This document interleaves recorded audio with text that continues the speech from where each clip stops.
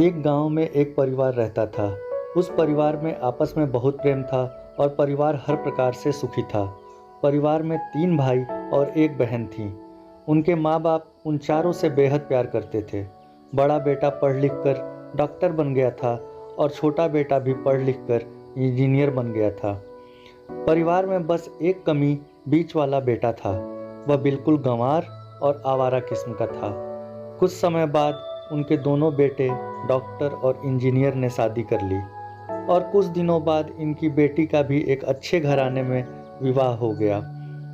मगर बीच वाला बेटा अभी भी कुंवारा ही था। वह अनपढ़ था और कहीं पर मजदूरी का छोटा सा काम करता था। उसको शादी के लिए कोई भी लड़की नहीं मिल रही थी।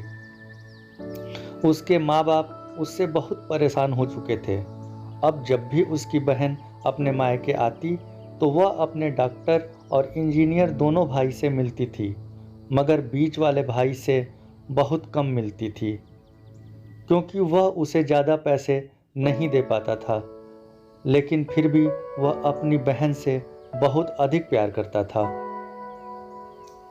कुछ समय बाद उनके पिताजी की बीच वाले बेटे की बिना शादी किए ही मृत्यु हो गई।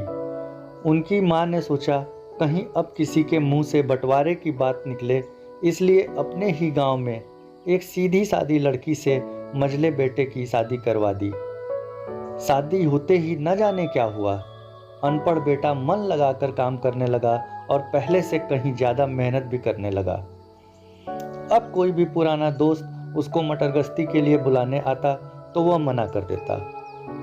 एक दिन उसके डॉक्टर और इंजीनियर भाई ने सोचा कि यह तो गंवार और अनपढ़ है, हम इससे कहीं ज़्यादा पैसे कमा लेते हैं, इसलिए अब हमें बंटवारा कर लेना चाहिए। माँ के लाख मना करने के बाद भी दोनों बेटों ने बंटवारे की तारीख तय कर दी और उन्होंने अपनी बहन को भी बुला लिया।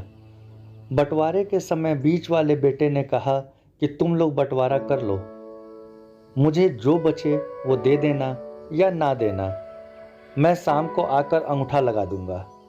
तभी उसकी बहन कहती है, अरे बेवकूफ़, तू तो हमेशा बेवकूफ़ ही रहेगा। ज़मीन का हिस्सा तो सामने आमने बैठकर होता है। और उसकी माँ भी उसे काम पर जाने से रोकने लगी। उसी वक्त वकील भी वहाँ आ जाता है और कहता है कि आपका सारा हिस्सा मिलाकर 10 बीघे ज़मीन और एक मकान है। अब यह बताओ किसको कितना हिस्सा देना है, मैं उसी हिसाब से कागज़ बनवा दूंगा। तब गंवार भाई कहता है, वकील साहब 5-5 बीघा ज़मीन हमारे दोनों भाइयों के नाम लिख दो और यह हमारा घर है, मेरी प्यारी बहन के नाम कर दो। तब दोनों भाइयों ने पूछा कि तू अपने हिस्से में क्या लेगा। गंवार भाई बोला कि मेरे हिस्से में मेरी प्यारी माँ है।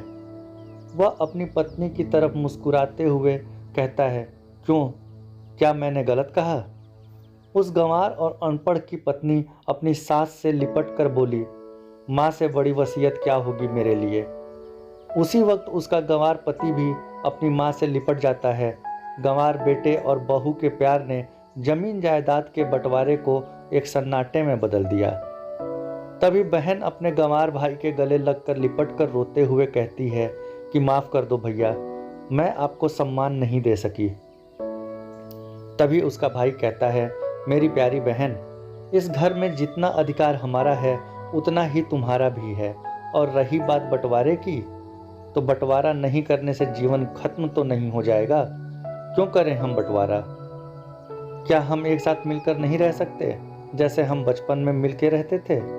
एक साथ मिलकर रहने को ही तो कहते हैं एक अच्छा परिवार।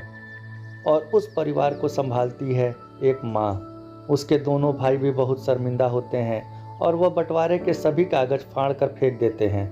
और उस दिन के बाद से उनका पूरा परिवार खुशी खुशी एक साथ रहने लगा। मित्रों, उम्मीद करता हूँ कहानी आपको अच्छी लगी होगी। कहानी को लाइक करिएगा और चैनल को सब्सक्राइब करके बेल बटन दबाना भी ना भूलिएगा। धन्यवाद।